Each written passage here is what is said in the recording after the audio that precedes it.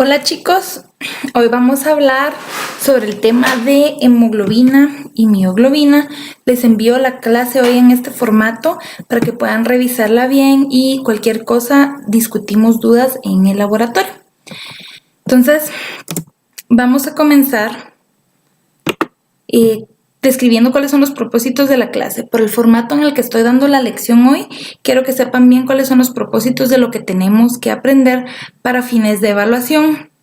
En primer lugar, la estructura del grupo hemo, que aunque ya lo vimos en una clase anterior, vamos a repasar el día de hoy un poco sobre ella y su relación con la estructura y función de la mioglobina y la hemoglobina.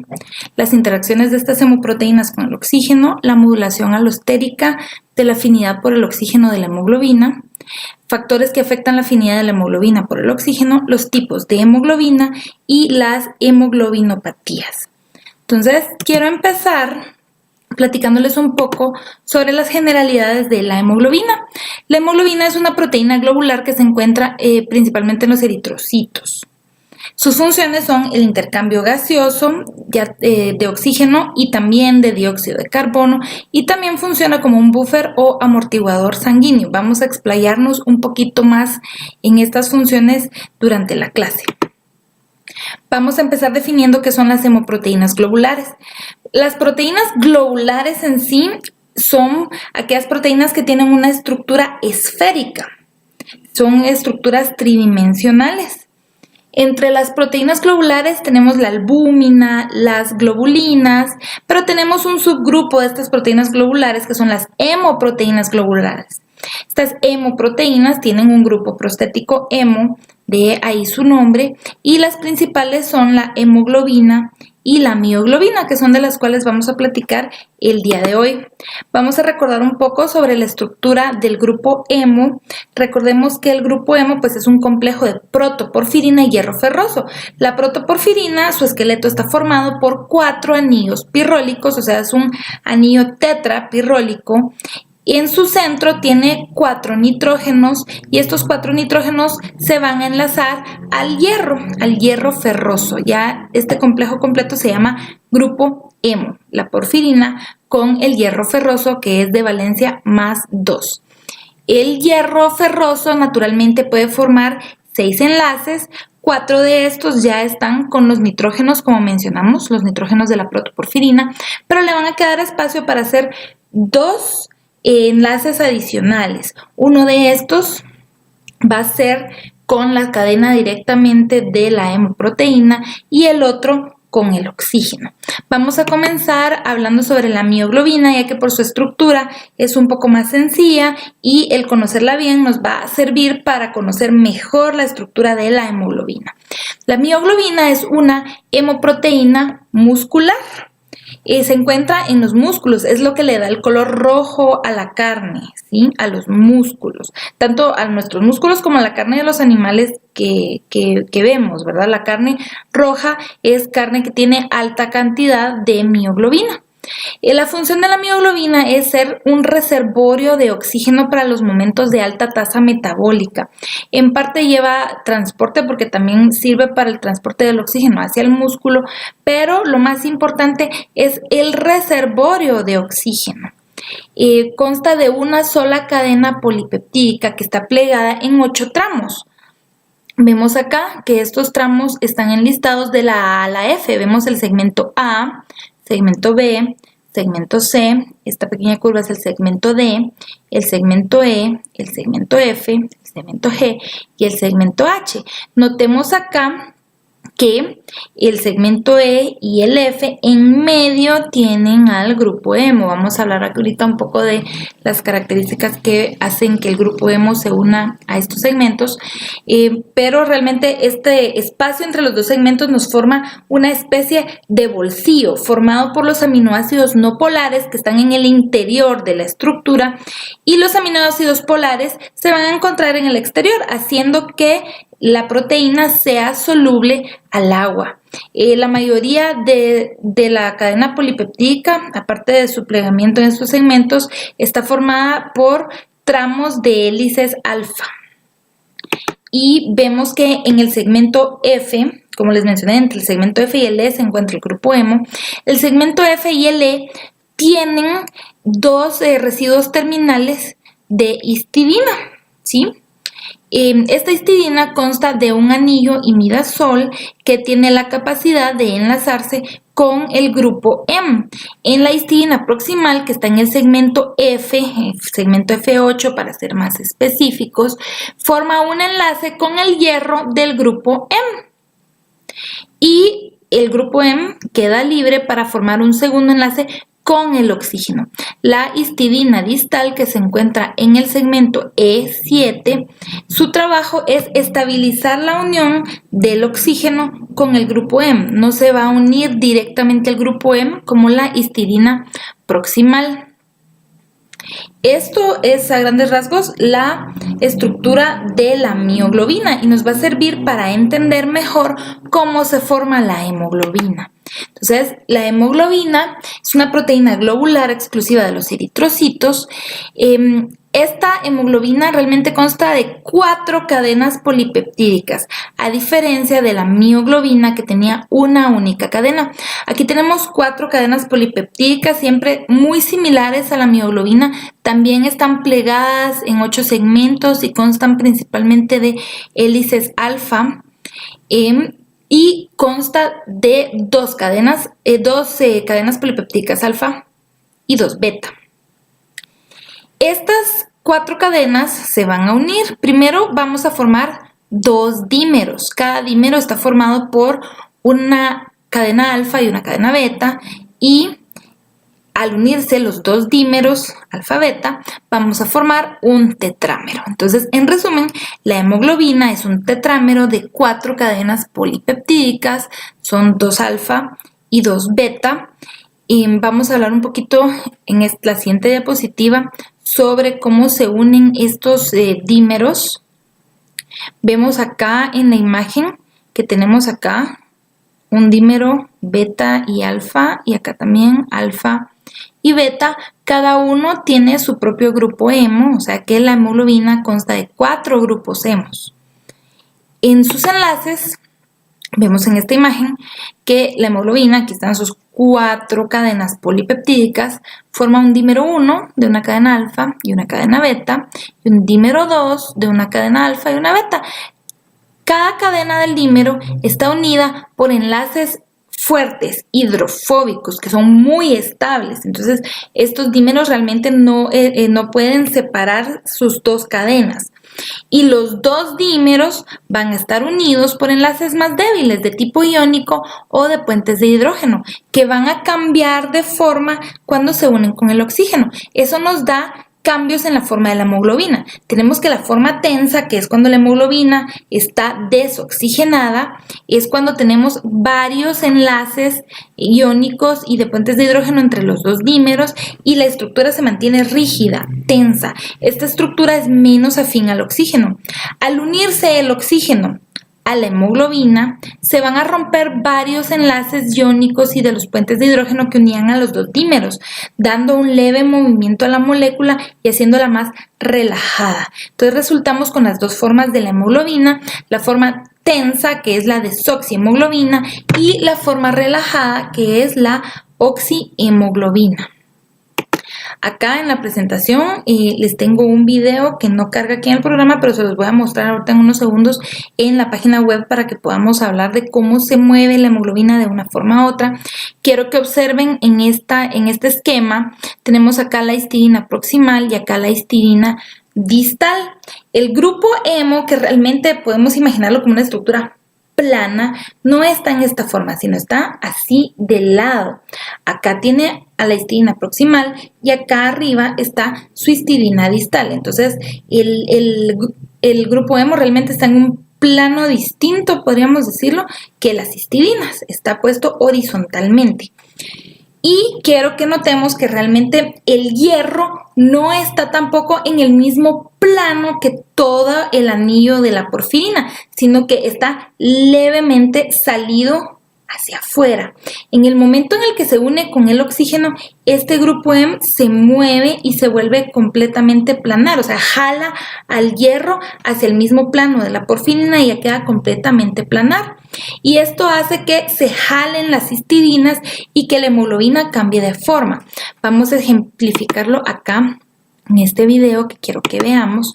Vean acá, esta es la molécula de oxígeno, esta bola naranja es el hierro del grupo M y la estructura blanca es el grupo M. Vean cómo está levemente salido y al unirse con el oxígeno regresa completamente al plano del M. En azul vemos la desoxihemoglobina y en rojo la oxihemoglobina. Entonces vemos acá la molécula de oxígeno, se pega y jala el hierro, entonces cambia de forma y al despegarse regresa el hierro a salirse del plano del hemo, cambiando nuevamente a la forma tensa. Estos cambios de la hemoglobina son muy útiles ya que su afinidad cambia por la unión cooperativa al oxígeno, o sea, al unirse uno de los espacios de la hemoglobina con el oxígeno, se va a aumentar la afinidad de los otros espacios para unirse con más facilidad al oxígeno. Y estos son los cambios de conformación que vemos en la hemoglobina. Como les decía, la mioglobina solo puede unir una molécula de oxígeno y la hemoglobina puede unir 4 moléculas de oxígeno. La saturación de oxígeno se refiere al porcentaje de espacios o sitios de unión que están ya llenos de oxígeno. Realmente esto es algo que medimos fácilmente en la clínica por medio de un pulsoxímetro. Incluso la base científica de cómo funciona el oxímetro de pulso es lo que estábamos viendo de los cambios de conformación de la hemoglobina entre su forma tensa y relajada. Como vimos en el video, la hemoglobina la cambiábamos de color para mostrarles cuál era la forma relajada, que era roja, y la forma tensa, que era azul. Realmente sí, las dos formas tienen un leve cambio de color que puede ser detectado mediante la espectrofotometría, y ese es el principio del oxímetro. La luz infrarroja va a detectar los cambios de absorbancia entre la oxihemoglobina y la desoxihemoglobina para decirnos realmente cuál es el porcentaje de oxihemoglobina que tenemos. Como les decía, la hemoglobina tiene un aspecto importante que es la unión cooperativa al oxígeno. Conforme se van llenando sus espacios de oxígeno, su afinidad por oxígeno va aumentando. Y eso lo podemos representar en la curva de disociación del oxígeno. Realmente en la curva podemos representar los distintos factores que nos afectan la unión de la hemoglobina al oxígeno. En esta gráfica les muestro tanto la curva de disociación de la mioglobina como la de la hemoglobina. Quiero que notemos la diferencia de las formas. Vean cómo la hemoglobina aquí en el plano de las Y vemos el porcentaje de saturación. Aquí está puesto en números enteros, pero este 1 representa el 100% y este punto 5 representa el 50%. Y en el plano de las X vemos la presión parcial de oxígeno. Sí, es importante aquí que recordemos un poco los conceptos básicos sobre qué es la presión parcial. La presión parcial de los gases es la presión que ejerce un gas o una mezcla de gases en un espacio y va a variar según el volumen de ese espacio y la concentración del gas, o sea, el número de moléculas. Por lo tanto, en un espacio de volumen conocido, los cambios en la presión parcial nos indican directamente cambios en la concentración. Entonces vamos a considerar la presión parcial de oxígeno como que estuviéramos hablando sobre concentración directamente de moléculas de oxígeno en la sangre y en nuestros tejidos.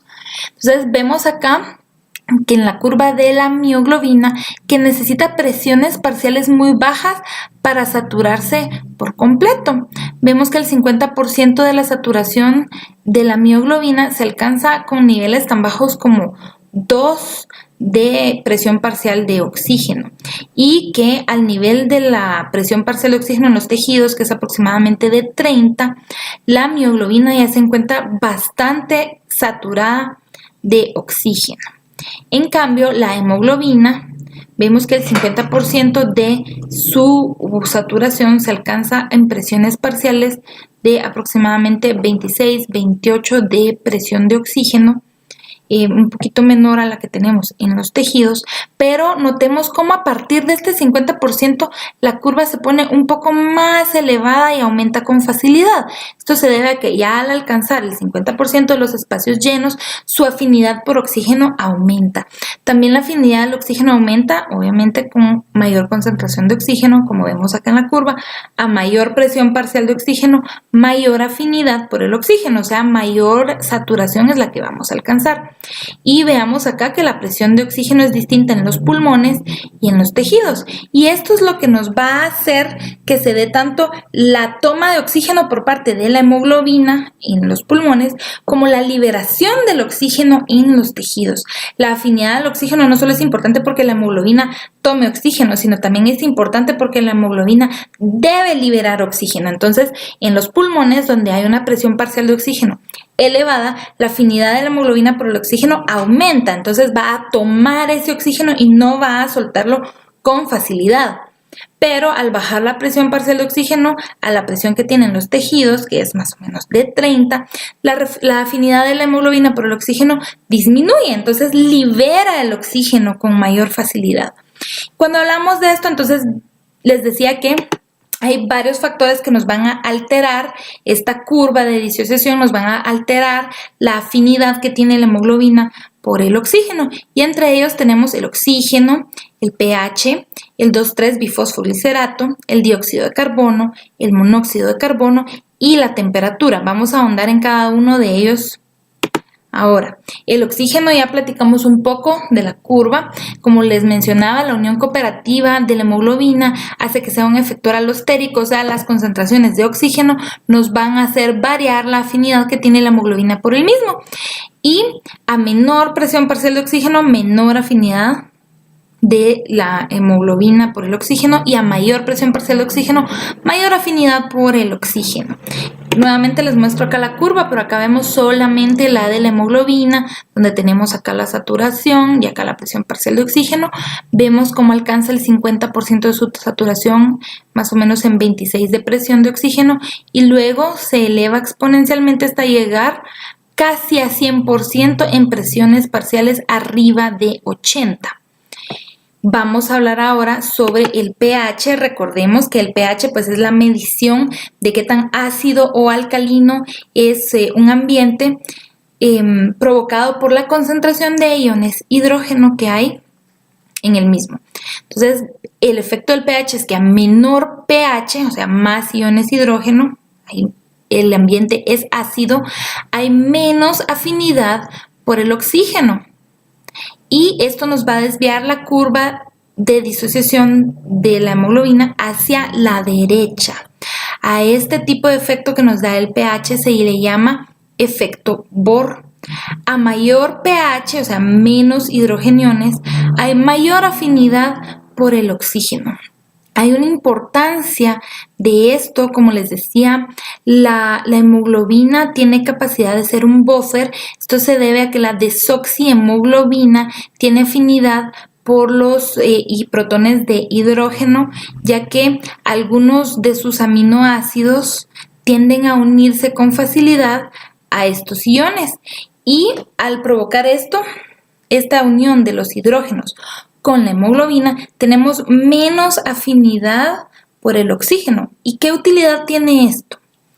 Naturalmente, durante el metabolismo, las células y los tejidos van a liberar dióxido de carbono.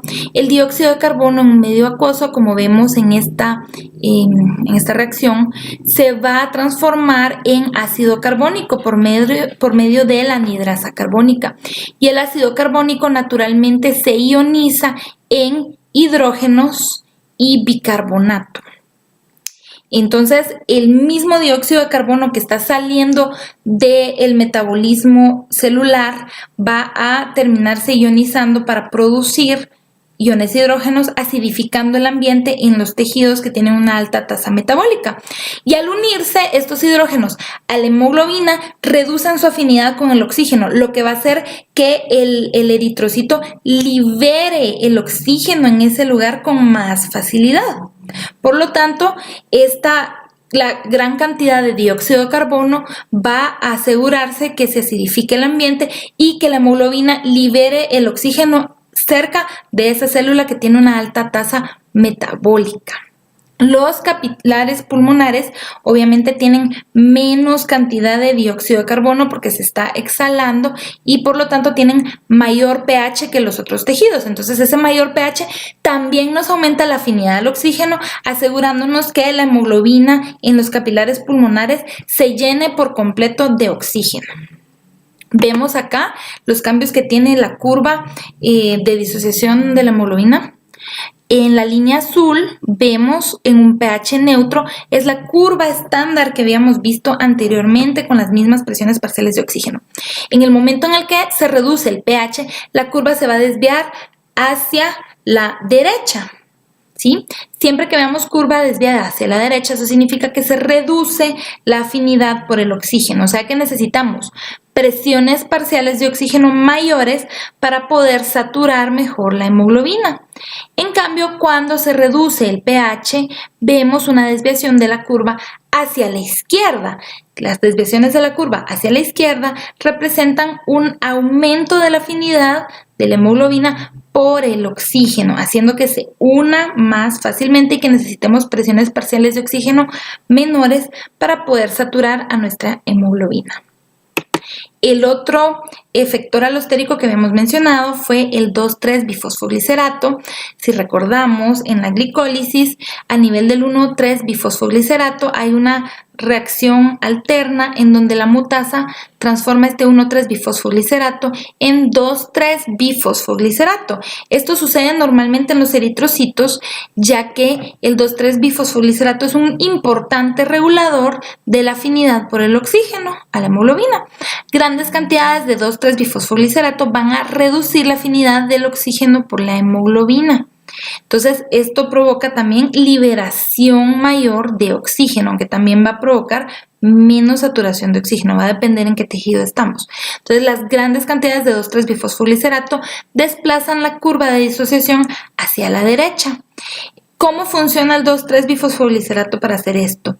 Entre las dos cadenas beta de los dímeros de hemoglobina tenemos una cavidad en la cual hay aminoácidos polares de carga positiva que forman fácilmente enlaces iónicos con los fosfatos orgánicos negativos, como el 2,3-bifosfoglicerato.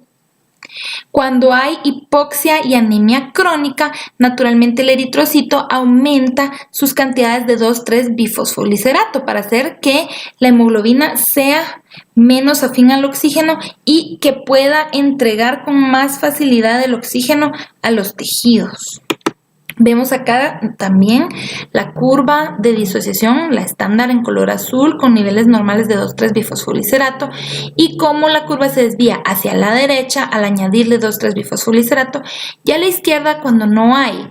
En la clínica esto también tiene importancia ya que cuando transfundimos unidades de células empacadas, o sea, de eritrocitos a los pacientes, al estar almacenada pierden la cantidad normal de 2,3-bifosfoglicerato y esto puede hacer que la poca cantidad que hay de 2,3-bifosfoglicerato en los eritrocitos almacenados para transfusión, en el momento en que nosotros transfundamos al paciente, no sean tan eficientes para la entrega de oxígeno en los tejidos, ya que la curva se va a desviar hacia la izquierda, o sea, la hemoglobina con estas pocas cantidades se vuelve más afín al oxígeno, se une a él pero con más facilidad, pero no va a querer soltarlo, entonces no le va a dar oxígeno con facilidad a los tejidos. Parte de la solución de esto pues es añadirle el 2,3-bifosfoglicerato para que la hemoglobina libere con más facilidad el oxígeno.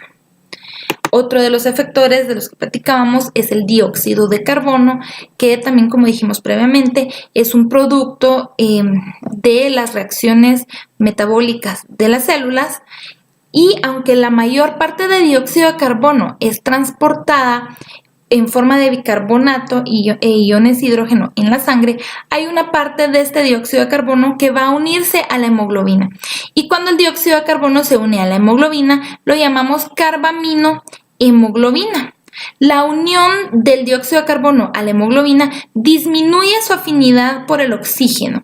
Esto también nos asegura que en los tejidos periféricos, donde la presión parcial de dióxido de carbono es mayor que en los pulmones, Al unirse una molécula de dióxido de carbono en uno de los espacios de la hemoglobina, el resto de espacios van a liberar al oxígeno, el oxígeno va a ser utilizado por las células y se va a terminar de llenar la hemoglobina de dióxido de carbono, ya llamándose carbaminohemoglobina.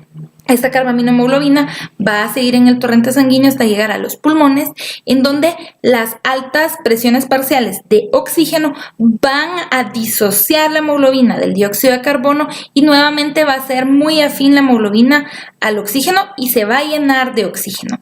A este efecto se le llama efecto Haldane. Este proceso tiene también importancia para que nos aseguremos de trasladar el dióxido de carbono hacia los pulmones y que éste sea exhalado, y también para mantener la saturación de oxígeno a lo máximo en los pulmones y que en los tejidos se permita la liberación del oxígeno con más facilidad. Vemos acá la curva también para el dióxido de carbono. Siempre en azul tenemos la curva con una presión parcial de dióxido de carbono estándar, que es de 40 milímetros de mercurio.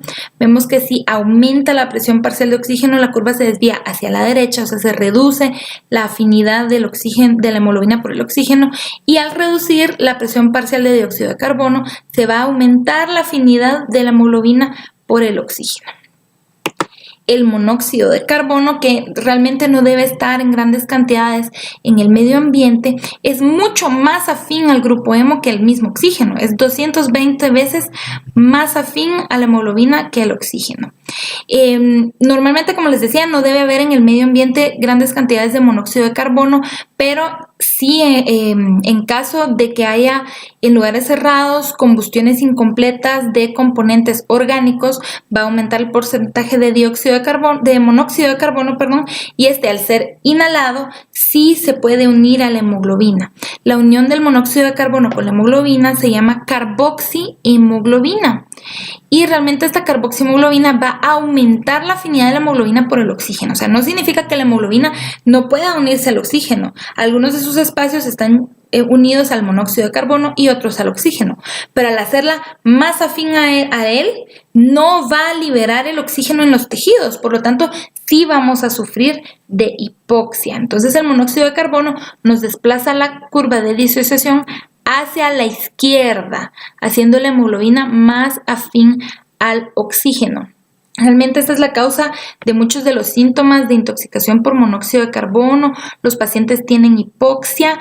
También la carboxihemoglobina tiene un color mucho más rojizo que la oxihemoglobina, por lo que los pacientes podrían mostrar un color rojo cereza en la piel. Y también recordemos que el monóxido de carbono inhibe el complejo 4 de la cadena respiratoria, por lo cual también tenemos una disminución del metabolismo celular. Y por último, entre los efectores tenemos la temperatura.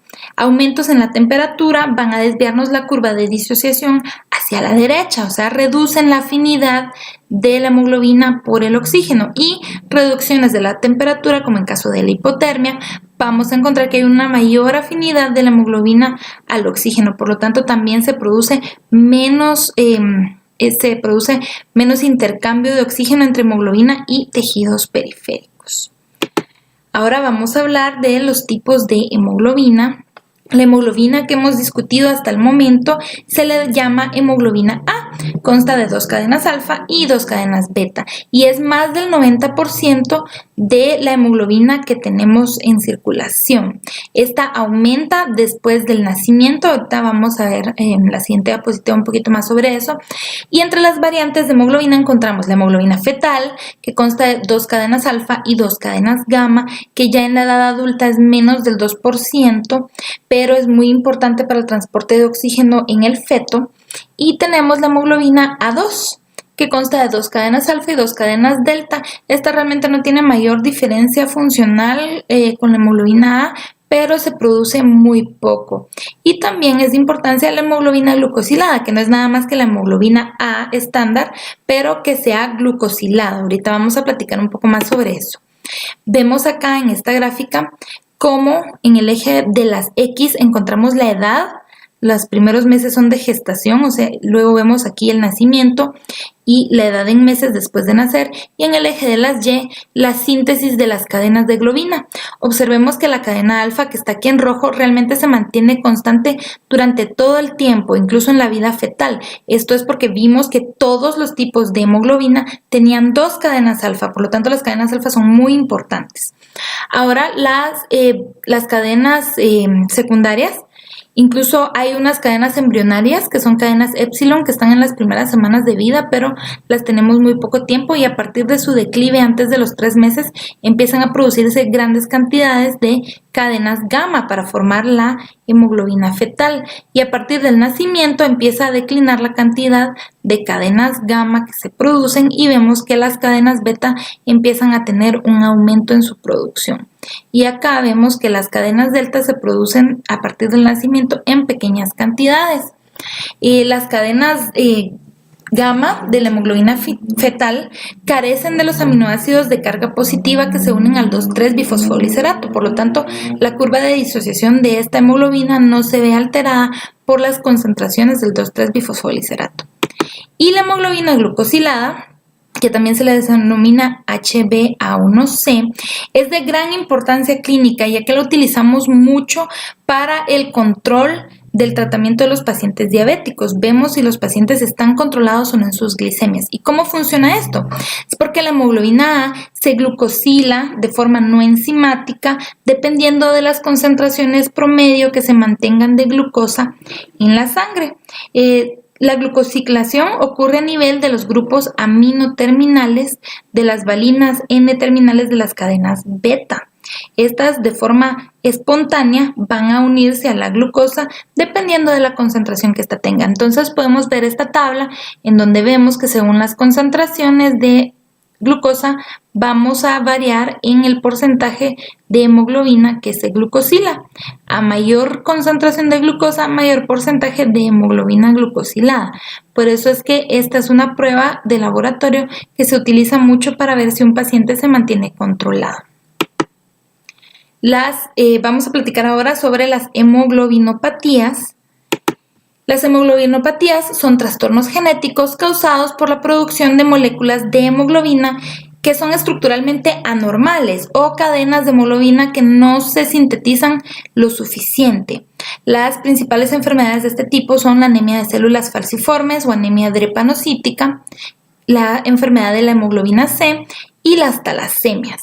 Vamos a hablar primero de la anemia de células falciformes, que se caracteriza por la formación de hemoglobina S.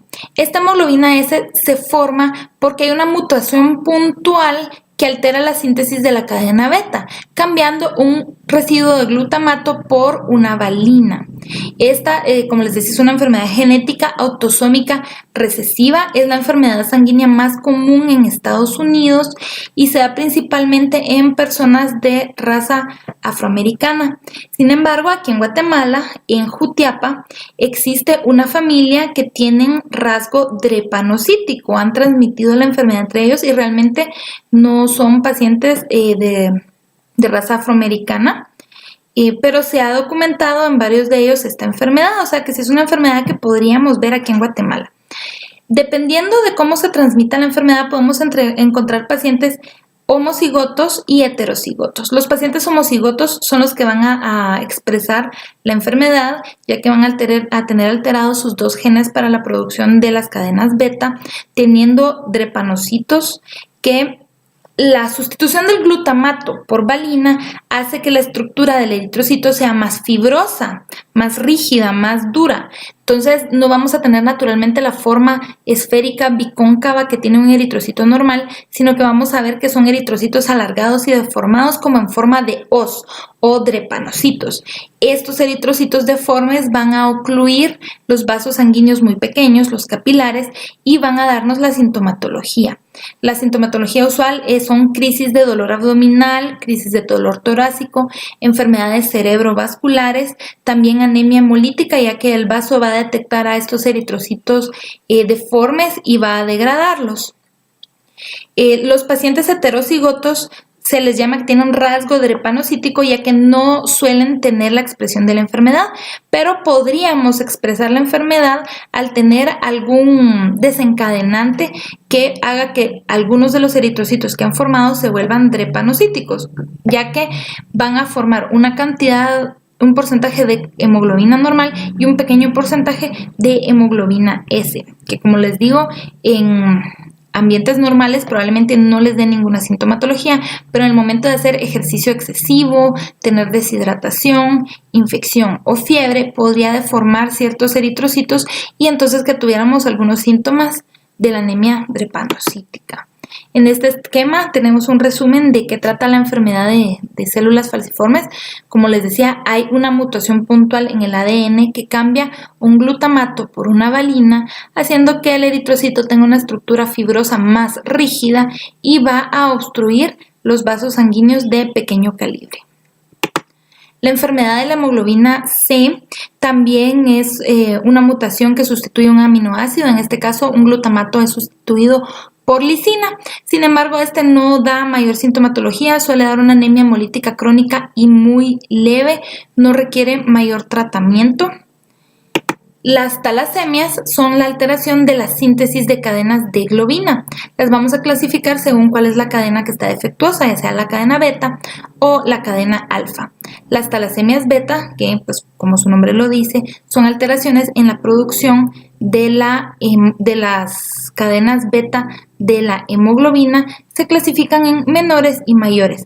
Las menores tienen solamente una pequeña cantidad de hemoglobina defectuosa, por lo tanto los pacientes no suelen tener mayor sintomatología, pero las mayores sí suelen tener una anemia hemolítica severa, ya que la deficiencia de la cadena beta, la alteración en la cadena beta, le reduce la vida media al eritrocito, que un eritrocito tiene una vida media normal de más o menos 120 días y vamos a reducirla a 20 días al tener esta alteración estructural, lo que provoca hemólisis constante y además nos va a provocar hematopoiesis extramedular, o sea que se aumente la producción de glóbulos rojos en tejidos óseos fuera de la médula ósea de los huesos largos. Vamos a ver acá en esta radiografía, esta es una radiografía clásica de un paciente con talasemia beta, en donde la eritropoiesis extramedular produce que al sacar una radiografía de cráneo veamos esta imagen que se llama cráneo en borde de cepillo, cráneo en cepillo. Pareciera que el paciente tiene un peinado estilo punk, pero esto se da por la eritropoiesis extramedular. Las talasemias alfa comprenden las hemoglobinopatías donde tenemos una alteración en la síntesis de la cadena alfa. Como les decía anteriormente, las cadenas alfa son muy importantes. Los pacientes que tengan una alteración en las cadenas beta pueden tener un porcentaje de hemoglobina con cadenas delta o pueden tener un pequeño porcentaje de hemoglobina fetal que la mantienen y los hace ser aún levemente funcionales. Sin embargo, todos los tipos de hemoglobina tienen cadenas alfa, por lo tanto estas cadenas son sumamente importantes. Por eso es que tenemos 4 copias para el gen de la cadena alfa de hemoglobina y la talasemia alfa va a variar según cuántas copias de este gen estén defectuosas. Cuando tenemos alterado un gen de la cadena alfa, normalmente el paciente no tiene ninguna sintomatología y solo se le considera que es un portador de la enfermedad. En caso de tener 2 genes defectuosos, se le considera que tiene rasgo talasémico porque va a tener un pequeño porcentaje de cadenas beta defectuosas, pero tampoco requieren mayor tratamiento. Ya al tener 3 copias del gen alteradas, los pacientes suelen tener anemia hemolítica, ya que es muy poca la hemoglobina que logran sintetizar de manera adecuada, y al tener 4 copias defectuosas, esto no es compatible con la vida, porque como mencionamos, todas las hemoglobinas requieren cadenas alfa, por lo tanto, estos niños suelen tener muerte intraútero, no logran nacer al tener una deficiencia en la producción de la hemoglobina. Y por último vamos a platicar de la metahemoglobinemia. Como habíamos mencionado al principio de la clase, el hierro del grupo M es hierro ferroso, hierro de valencia +2. Este hierro está protegido por el bolsillo de la hemoglobina para que no se oxide con facilidad, pero en algunos casos puede oxidarse y volverse hierro férrico de valencia más 3. Esto puede suceder cuando utilizamos medicamentos como los nitratos o especies reactivas de oxígeno que van a oxidar con facilidad al hierro. También podemos encontrar una enfermedad genética en donde hay una deficiencia de la NAD-citocromo B5 reductasa, que es la enzima encargada de mantener el hierro en su estado de oxidación más 2. Vemos en esta imagen a una familia donde todos se ven con coloración azulada de la piel. Es una familia del siglo XIX. El papá se llamaba Martin Fugate. Se casó en Kentucky con una mujer en un pueblo que era muy pequeño, donde básicamente solo vivía su familia, y la familia fue agrandándose a partir de relaciones endogámicas, o sea, se casaban entre hermanos, se casaban entre primos y se pasaban el gen de la enfermedad que les daba la deficiencia de la NAD-citocromo B5 reductasa. Esta enfermedad, la metamoglobinemia por la deficiencia de esta enzima, se veía muy raramente, ya que solo se transmitía cuando había hijos entre familiares, pero todavía podríamos ver la metahemoglobinemia secundaria a medicamentos. Esta metahemoglobinemia va a provocar hipoxia, ya que el oxígeno no puede unirse a la hemoglobina cuando el hierro se encuentra en estado de oxidación más 3. Espero que les haya gustado la clase.